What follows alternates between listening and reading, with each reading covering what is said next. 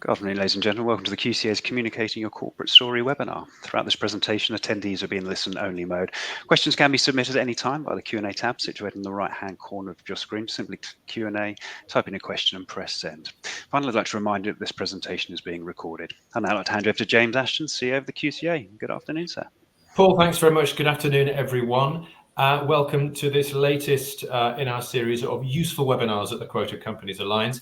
A week or so ago, we had a conversation about share saving schemes and what the options were for companies looking to really engage their workforce. Coming up in the next month or so, we've got how to become a B Corp when you're also a public company, and board performance reviews. What's the best model for them? But today, as Paul says, this is about communicating your corporate story. And it's something we hear a lot of at the QCA. How can quoted companies tell their story? How can they find an audience that's willing to listen? How can they simplify their story, grab the attention, and then engage those would-be investors as well as the media? And we have two great people who will talk us through this topic.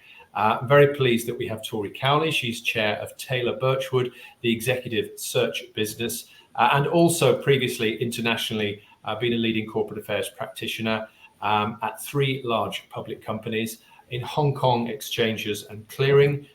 Tori was group chief communications officer, and prior to that, Tori has had similar senior roles at Mighty PLC, the facilities management company, and also group head of comms at London Stock Exchange Group.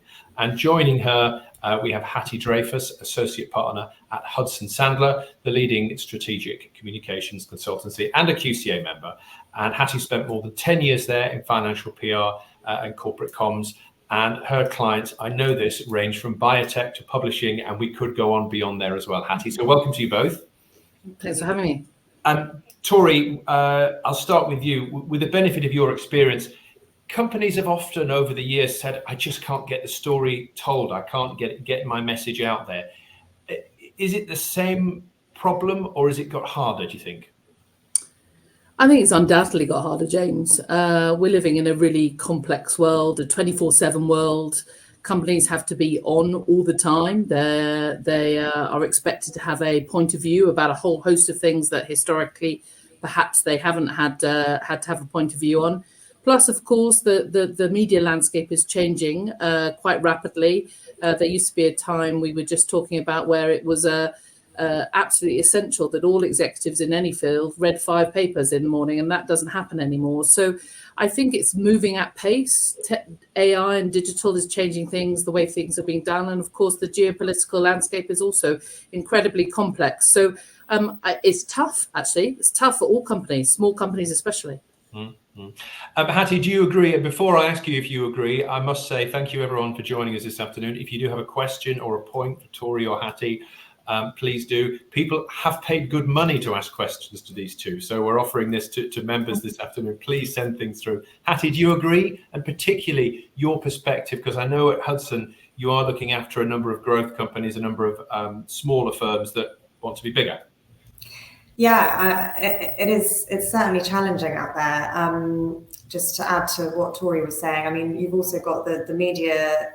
You know, the traditional media outlets have been shrinking their workforces. So the journalists are constrained, they have less time to write stories, they have less time to meet companies, which is really important for relationship building.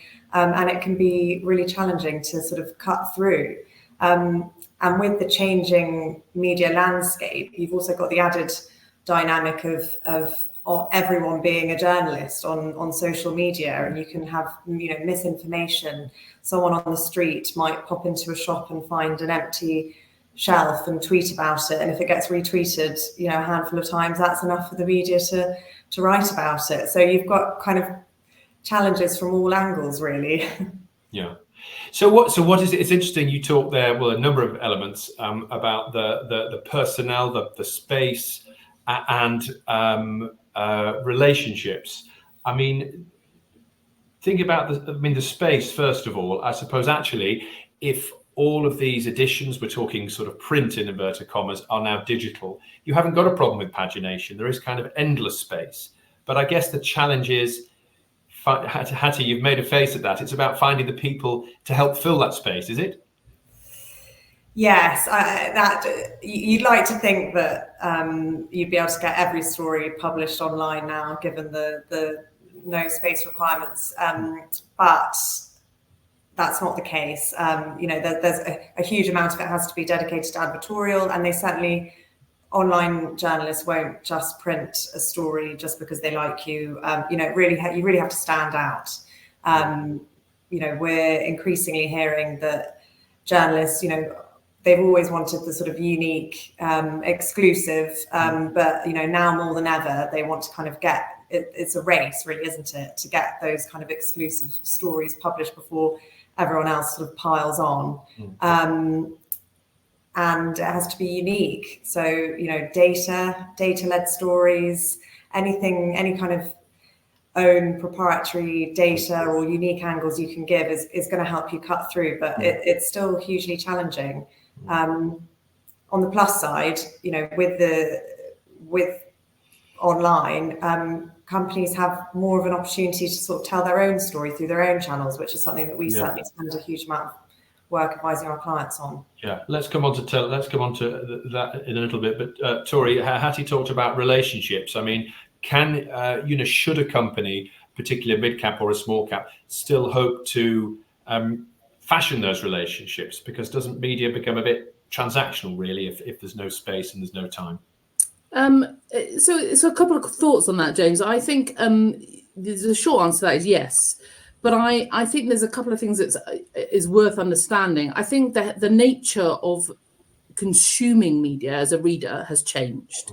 So I think companies have to think about how that they can carve out a little bit of space for themselves. So the headline, I think, is perhaps even more important than it ever has been, because you are gifted that information on your algorithm, on your phone or your iPad. So before you sell a story, what is the nub of that story? What are you trying to convey? How is the consumer of that news going to digest that? We're all interested, unfortunately, arguably, in clicks these days, as in newspaper publications. So how can you make your story interesting, sexy? Hattie talked about differentiation, and I think that's absolutely right. But it's also about what's going to make your story stand out. Is it a great picture? Is it a great piece of data? Is it a great headline? So I think that would be the first thing I would say. And I think the second thing is, I think the notion that you have to be all things to all people in the media is wrong. You've got to think about who is the audience you are targeting. And actually, you don't need to get to every piece of media or every traditional content creation that you make. You've got to think, who is your audience and how are you going to get there? And you've got to get 90% of that right 90% of the time, So, don't worry about what's happening on the periphery. If the Daily Mail is your target audience and your readership, make sure you get to them. Make sure you have a relationship with the business editor or the front page editors or the picture editors or the sports editors. But you don't need to engage with country life. You've got to think about who you're trying to get to. And I think that's never been more important. Never been in country life. It's still time, I hope. First time for everything, James. Yeah. I might take that as an action point. Let's see. No. No, that's really interesting, actually, because there's a degree there. That's not quite cutting your cloth. It's actually being working within the realm of what you've got being targeted. Really, I think you've got to be smart. The world is, we haven't touched on content creation yourself, but it's a very noisy world out there. And as a small company or a medium-sized company with limited resources, you cannot get to everyone. It's just impossible. So you've got to work out who you're talking to, what you want to say to them, and just make that the focus of what you're doing. And so there's a whole range there, and we might come on to some of it in terms of whether it's government comms and that broader stakeholder piece that you started at the top with. I would say what a lot of our members would say is that there's a real close relationship between PR and IR. So I think they think less about those broader stakeholders. And I think really the challenge for a lot of our members is how do we get into the media that is going to be read by investors? And I think they're probably thinking of private investors before institutional. And then, how do we tell that story that actually prompts someone to put down the paper or put down the phone and actually I was going to say call their broker, but whatever, the share buying thing. Hattie, would you have thoughts on that? Yes, I mean, I think the mainstream media is always going to get sort of traction with everyday retail investors, isn't it? And similarly, the business page is going to be the focus of those institutions. I mean, you've also got, there's, the small number of sort of stock picking columns and the retail investor publications such as Investors Chronicle and Shares Magazine, that there's a decreasing number of them these days, but they are really receptive to exciting company stories. They like to meet management and have conversations with them. They aren't so driven by the sort of news agenda and having to pump out stories every day. So those are really valuable sort of relationships to keep building. And equally, they're not just publications these days. They've got podcasts, and there's lots of ways to sort of engage with those titles that I think can really resonate with the retail investors, certainly. And then I know we're going to talk about things like LinkedIn afterwards, but that's equally a great way to sort of amplify all that. Yeah. I mean, I wonder, Tori, the challenge, I think, and we have amazing innovation, within the membership here, and I think you do need to invest a bit of time to get it, whether you're telling that story or receiving that story. There are companies who are dealing with cancer vaccine breakthroughs, or sort of cutting edge brain studies, and battery technology and so on. Is that how does the teller of those stories conquer that? That's quite a hurdle to leap over. I think in some respects, regardless whether what's the vertical sector you're in, I actually think it's pretty simple. And the answer to it is keep it simple. Whether you have a complex product, or you have a complex business, or you have a complex strategy, what is absolutely key is you sort of hone that down to a simple message. And I know that frustrates. I've certainly worked with lots of executives where that frustrates them, because they have all the background to that and they have all the knowledge that goes behind that. But in order to engage people, you have to do it in a way, and James, as a former journalist, that you have to do this in a way that is attractive and want people to ask more questions. And if they want more, they will come. And on the piece about PR and comms and IR, actually, there is an awful lot of companies that combine those functions. And I've run actually IR and PR communications together as they function. And I think that is a trend, something that some of your members can think about is, the analyst and the investor reads the newspapers. The newspaper speaks to the customers. They have engagement with the regulators. This is a world, in a digital world, that is really interconnected. So gone are the days where you can tell one thing to investors and another thing to the media and another thing to your employees. You have to think of this simple narrative and be able to keep again and again and again and again and again to all of those audiences. And this will really help QCA members drive their message forward. But simplicity is key. And I don't think whether you have advanced technology or pharmaceutical information backing the product, that should be a distraction from actually making sure that you have a very tight message about what you're doing and why you're doing it. But I think that is very clear. I think there's almost there's a conversation to be had, I think, between the CEO and the CFO and whoever is advising them on that piece of communication. Yeah, for sure. I mean, for sure. I at the end of the day, the CEO and the CFO in an organization, one would hope, was still on the same page of wanting to get to the right position. And you absolutely don't have to have the IR piece and the comms piece in one person. Yeah. But as a comms practitioner, if you're not speaking daily to the IR department and vice versa, you are failing the organization.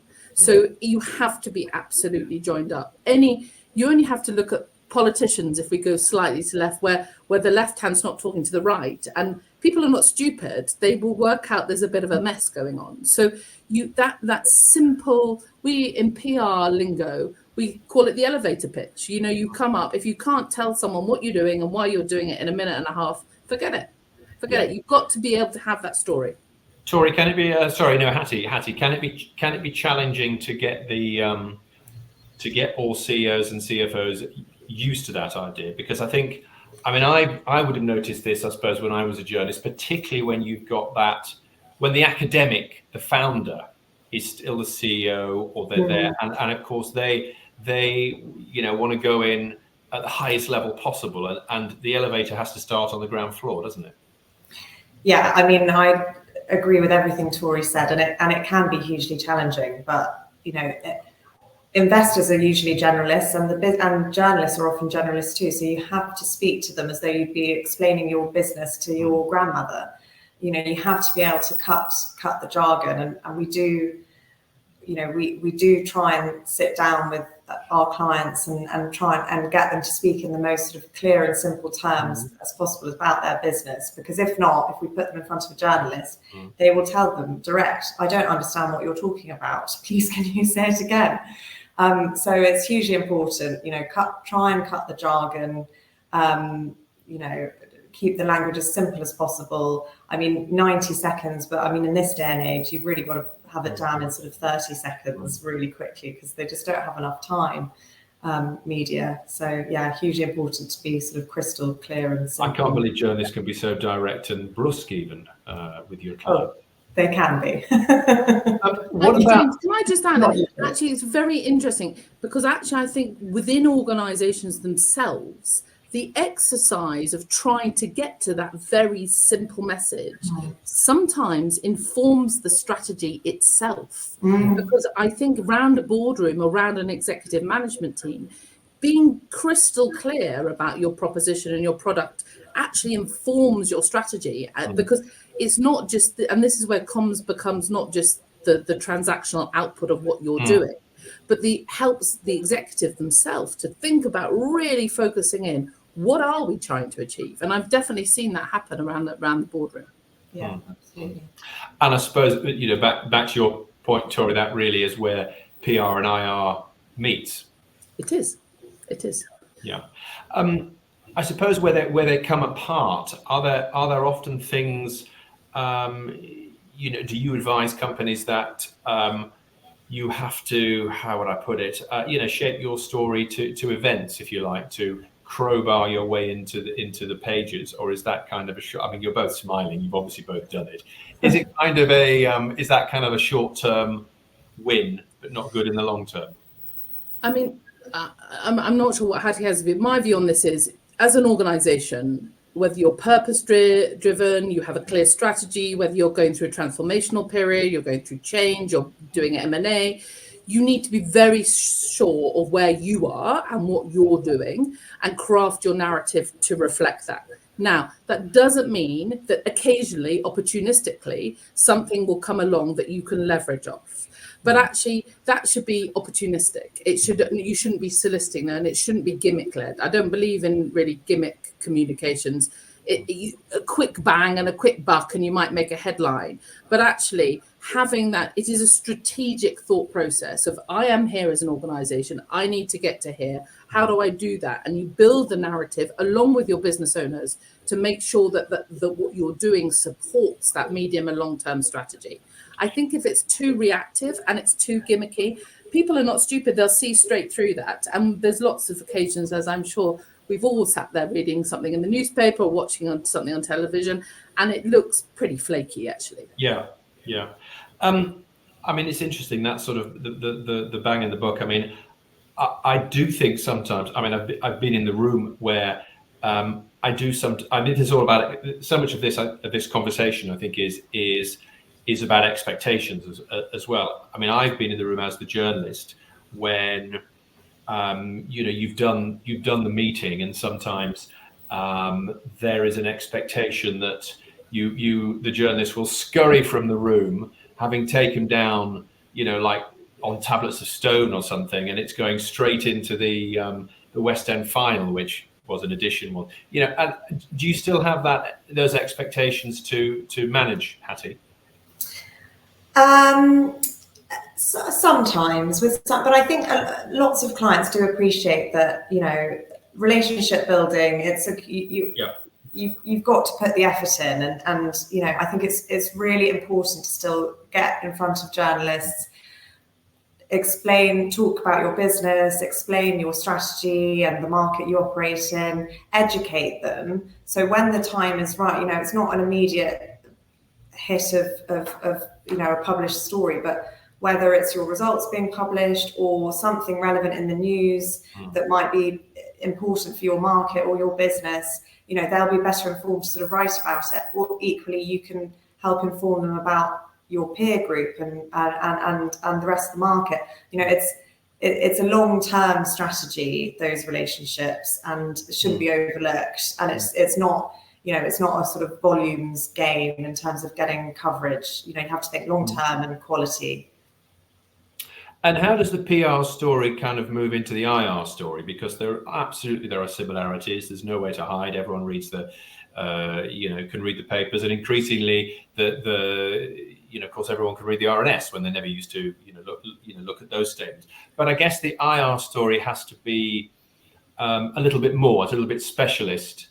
And is that a case of the exec team being trained differently, or going off into the numbers or something? What's the difference?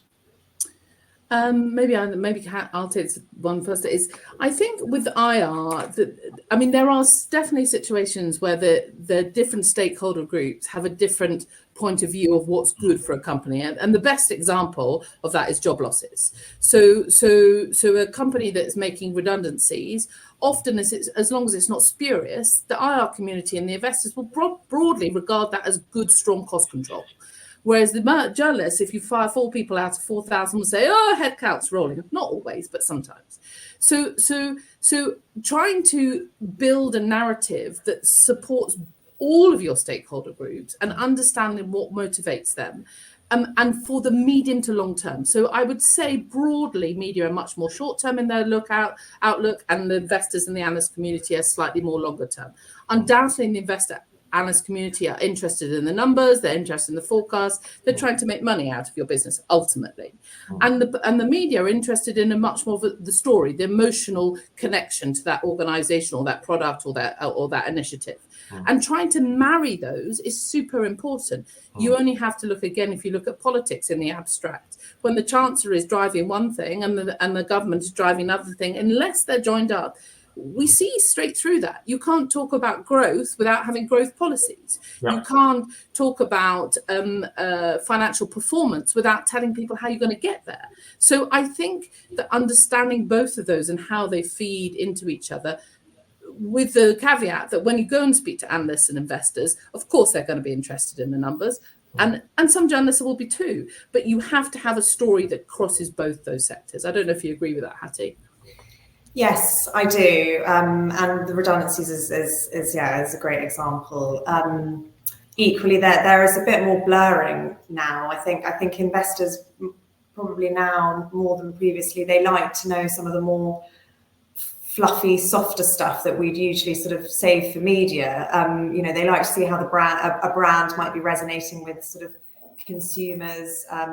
Even sort of pictures and marketing from companies is more and more interesting these days to investors. So there's a little bit more blurring, but yeah, you have to be quite clear on the messaging. I suppose the stuff we would have called softer in the past, Hattie, things like workforce engagement. I mean, that is something that we do roundtable lunches with fund managers and members, and it's interesting when we talk about what those fund managers look out for. And there is, of course, all the stuff, it's on the numbers. They're a bit dubious about some things in the deck. But it's interesting how some of those things like workplace engagement is seen as a good indicator. Yeah, absolutely. And you'll often, if an investor's child is mentioning something they've seen on sort of TikTok from a brand, that piques their interest, doesn't it? But yeah, I absolutely agree with Tori on having the sort of, we would often sort of rehearse clients on Q&As for both media and investors, which might have slightly sort of nuanced kind of tone on being obviously more granular with things like cost control for the investors and less so for the media, obviously. We'll come on to the sort of own publishing and own websites in a second, but it feels like we've talked quite a lot on, it feels like we're talking from the perspective of the press, whether that's the digital app or the dead trees still. But what about in in keeping with this, working within what you've got, the 90% of the 90%, what about the press versus broadcast and also into podcast? Because it does feel to me like some CEOs hate that medium, but actually I think some quite like it because they feel they can be edited less. Some like it a bit too much, I think, to be honest. I run corporate affairs for 4 big public companies, and I don't view it as broadcast, podcast, print media. I think that there are, I would classify that all as sort of the media. How it's just a mechanism by which you can get your story out. It's part of your toolbox. You don't pay for it. I mean, we just talked about if you want the notion that a journalist is going to write everything that you want them to write. If you want that to happen, you pay for it. It's called advertising. If you want to engage the media, you can do it in lots of different ways, and some of it is digital, and some of it is print, and some of it is traditional, and some of it is new age, and some of it's stuff I don't understand anymore. But there's lots of ways to do that. I think you have to recognise the difference between paid for content, which is the advertising we talked about, editorial-led content, which is probably the traditional stuff that you think of, and the content creation, which we've touched on very briefly so far, which you generate yourself. And these are all part of the same strategy for the same means to an end. And working out how you are best placed to fill those pieces with the CEO or CFO that you have in your organization, with the resources you have, with the budget you have, with the audience you need to get to, is the skill of making sure that you maximize your impact or minimize. It's not always about getting as much noise as possible for the organization that you have. I do. Sorry, this is about you two, not about me. But I do remember offering to put the PR through to the advertising department once or twice when I was at the Centre. There you are. I think what you're saying in a very kind way is, from your perspective, from the advisor's perspective, you're looking at the materials you've got to work with. Sure. Is this CEO best in print, or can he or she cut it on a podcast? So I guess it's kind of a two-way, what they want and what you want for them. I mean, I've long time since I've worked in an agency. Hattie's probably worked for more CEOs and chairmen from a diverse perspective. But you got to leverage your skill sets, and it doesn't mean just because a CEO doesn't want to be on TV that he's not someone that you can utilize. Maybe his skill is in he wants to author really great thought leadership or have an opinion about something that's really valuable to the organization, but it's never going to be on the front page of a newspaper. If you have I would say, and Hattie would probably say to her clients, if you've got a CEO who's not interested at all, then you have to outsource it. You have to get someone who can write you great LinkedIn posts, who can, you can use lots of sort of research or other executives. And actually, this is a broader point. Within an organization, having bench strength across your management team, so you have 4 or 5 people amongst your executive or even the next tier down who are experts. James, you talked about pharmaceuticals, about pharmaceutical data or drug, or are big on diversity and inclusion, or who are fantastic on technology, actually plays into the investor story, because the investors are saying this is not a one-man band. This is a really good, strong company with a really good, strong executive, because the investors don't buy just the strategy, they buy the management too. Yeah, that's a very good point. Hattie, I mean, I'm interested in that decision process then, because we do, it is still the thing that I hear most on media from our members is there are fewer options, but actually there really are more if you include all the many podcasts. Does that come into your thinking in telling that story? Does it matter that some of these podcasts, they've not got huge audiences? Well, I think it goes back to what we were saying at the beginning, which is, it's not about volume, it's about quality and who you're targeting.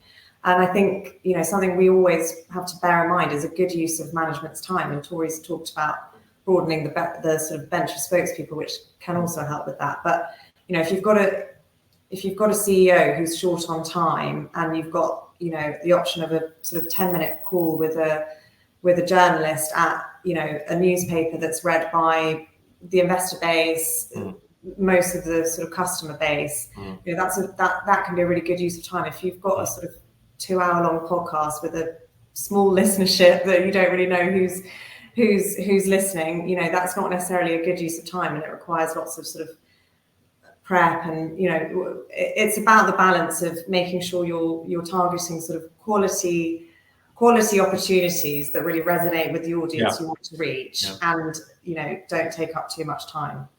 Tori, can I just touch on the international perspective? You worked in Hong Kong for a long time. Clearly, the world is smaller now, but I'm curious because you know, market like AIM, you know, and the main market, they have international companies. You know, I think there were, you know, of the 18 IPOs on AIM last year, 5 were from the US. So you have this dimension, and I suppose those companies have decisions to make. Do you hope that everyone sees everything, or are you dealing with UK media to reach that investor base, or, you know, stakeholders? You know, if you're, you know, there's a great comms firm that's listed in London that's based in Washington, for example. So does that just make it more difficult?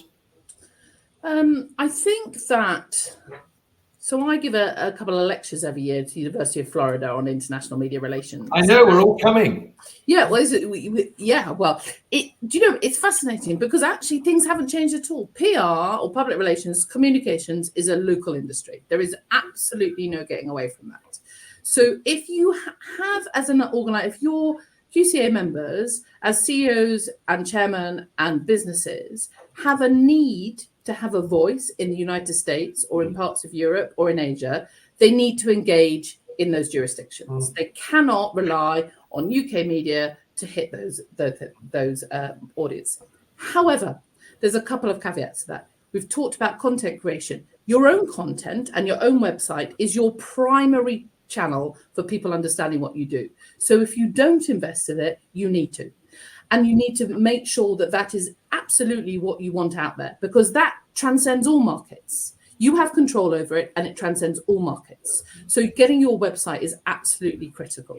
But you cannot rely on UK audiences or UK outlets to do your work for you in other jurisdictions. In part because culturally, actually, they're very different. And what resonates in the UK doesn't even resonate in the United States, and vice versa. Politically, it's different. Culturally, it's different, et cetera, et cetera, et cetera. And then again, the final thing I said, that you come back to what we said earlier. If you don't need to be in the United States and you don't need to be in Singapore, don't be there. It's of no use to you whatsoever. It's not worth you investing time and effort. Concentrate on that core market, concentrate on who you're trying to get to. And that should be what you should be directing your resources towards. You brought us onto it, that sort of everyone's a media platform, and actually everyone should have been their own media platform ever since websites were invented, but that wasn't the case. I'm interested in, well, Hattie, your view on the importance of the corporate website, and then I want to hear from you both, really, that interplay between the website and the annual report. Well, I mean, the website it's your shop window, isn't it? It's the first thing anyone's going to look at. It has to be, it has to reflect who you are as a company, as a brand. It has to hit your kind of key essence of what you are, your mission and vision, kind of immediately when people go on to look at it. These websites have a shelf life and need to be updated quite regularly, which is something that companies quite often overlook. But you know, it should really be your first. It's going to be investors and media and customers' sort of first port of call for looking you up. So it's very essential that you keep it updated and clear with your kind of message. And as UK PLC, have small and mid cap got that, Hattie, or do you look at them sometimes and think, oh, this could be a bit better? I think broadly websites. I think people have recognised over the last few years how much they need to invest in them, and as I say, they need to be updated regularly. There's more that can be done. You know, video content is kind of increasingly important. Some companies do overlook that. You know, having a sort of 30-minute long video, corporate video, as soon as you go onto the website is probably a bit of an expectation now. But no, I think I think companies are investing in them, and they should be. And Tori, that relationship, because whether it's a doorstopper or whatever, the annual report is really kind of one section on the website now. And the importance of that, because it does feel, talking to investors, particularly if, say, the first institutional investor in a company, they will look at the website and they will read all the other blurb, but they will really go to town on the annual report. Yeah, I mean, they will. Regrettably, the annual report now is far too long, really, to be a very meaningful document to anyone other investor than investors. And I'm sure you will have heard squeals from your members about the onerous responsibility of producing these annually. But rather than view it as something that is an issue, I think you have to view the production of an annual report as an opportunity, again, to sell that story, to tell people about what you're doing, to correct any sort of misnomers about who you are. I also think things like annual reports and websites can also be very valuable tools as long-term defense mechanisms. So, if litigation is, if you're in an environment where there's litigation coming your way from time to time, making sure things like your policies that are relevant to the areas that litigation happens should be very available on your website. Yeah. Have you got a modern slavery policy? Do you have a policy on DE&I? Do you have a policy on supply chain management? Do you have so forth and so on? What's your sustainability policy? Yeah. These have to be visible, and historically much of this would have been embedded in the annual report.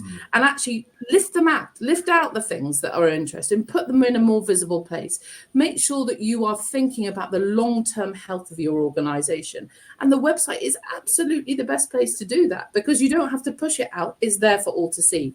So I agree with Hattie that the things like video and interactive elements on websites are the expected rather than the sort of outside. Yeah. But what I would say is simple is always better. Simple and accurate. I had a client once who had 10,000 broken links on their website, and you cannot garner trust in any of your audiences if it breaks every time you're on there. Or documents that are a decade old. If you can't get them updated, remove them, because it doesn't speak well of who you are as an organization. I think that's to Hattie's point about the shelf life and the spring clean and so on. And it's a couple of years old now, but our piece of work on annual reports, the never-ending story, as we call it, found that the average annual report length on AIM a couple of years ago was 44,000 words, which is just slightly longer than The Lion, the Witch and the Wardrobe. Not right. It's not right. Hattie, let's move on to the unleashing the CEO. And as Tori said, some of them love this more than others. The social media savvy CEO. Yeah. Good or bad? Good. Hudson Sandler conducted some research on the importance of social media for investors, sell-side analysts, and media.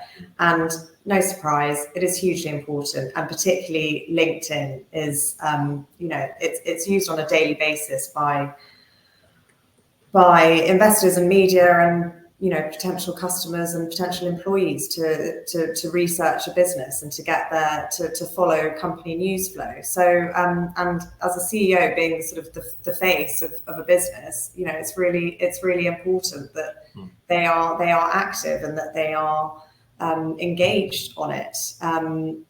So yeah, it's something that we recommend to all of our clients, that within reason, the CEO is active on LinkedIn. Within reason, those words are working very hard there. Tori, what is reason? So social media platforms by anyone, including the PR people, but especially the CEO and the board, should not be used, in my view, for ongoing dialogue with individuals. It is there as a platform to engage at a corporate level about what you're doing and what you're wanting to say. I think if you are a FMCG business or you're a business with a high consumer element interest in what you do, then you have to have a forum outside a public platform to engage on a one-to-one basis. But you don't want to have a 9,000 long person thread on something that was about your boiler being broken. So it's not helpful to your organization. So you've got to again think about, who are you trying to impact? Who are you trying to reach?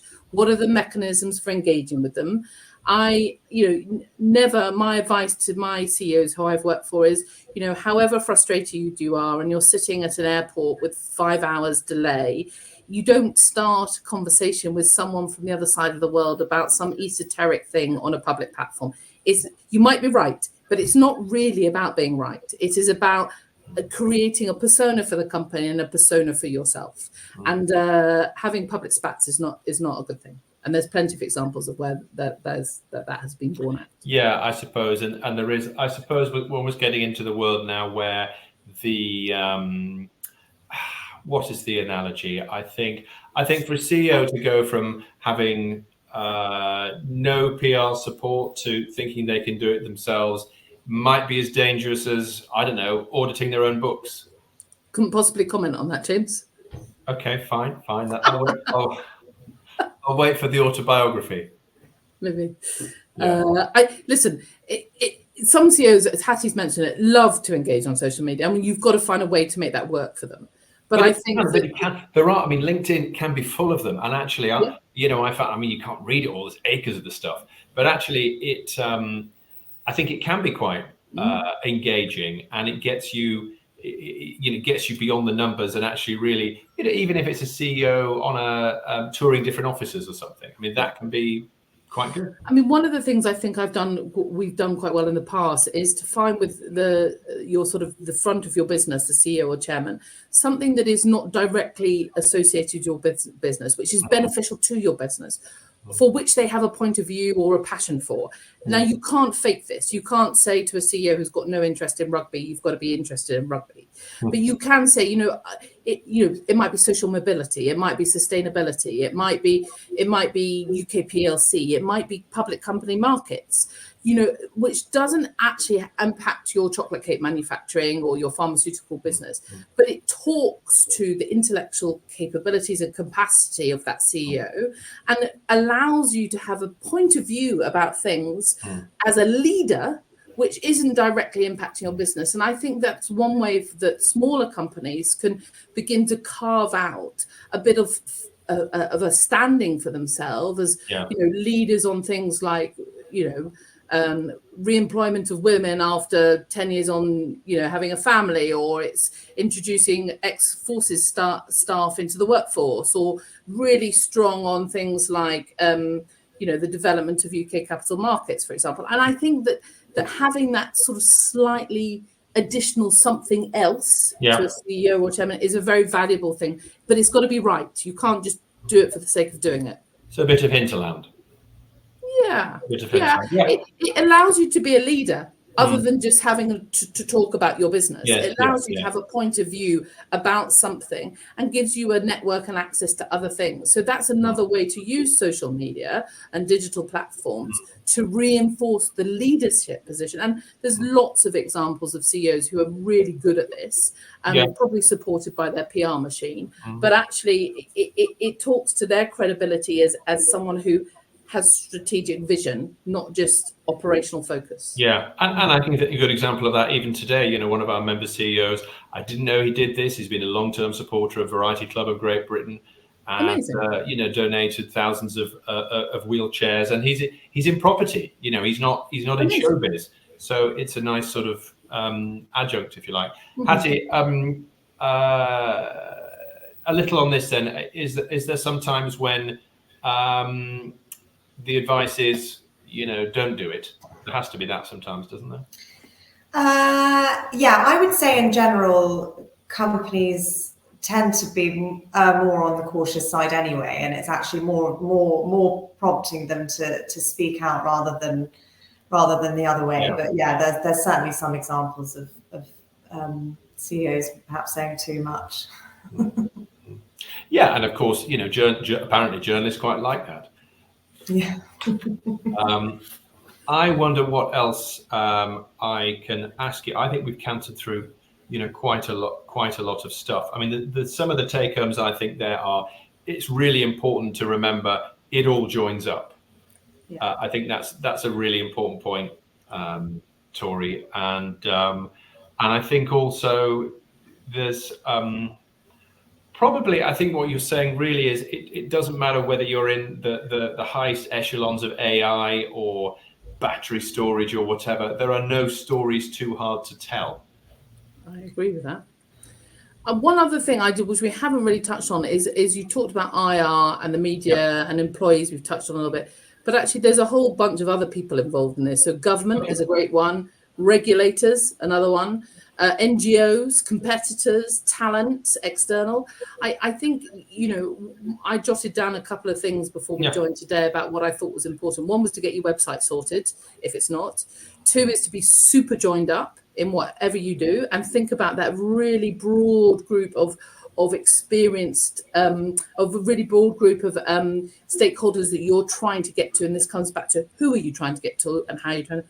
And the last thing is, I mean, maybe I would say this because that's my profession, but there used to be a time where I used to put Colin from accounts in the comms job because he's a nice guy. But the way that we live now and the 24/7 nature of what we do, most companies don't fail or get in trouble because they make bad chocolate cakes. They fail or get in trouble because they handle things really badly. Mm-hmm. So you need somebody in-house, and you need someone like Hattie and an agency to support you and make sure that you are doing all that you can do and prepared for any eventuality, because it will happen when you least expect it.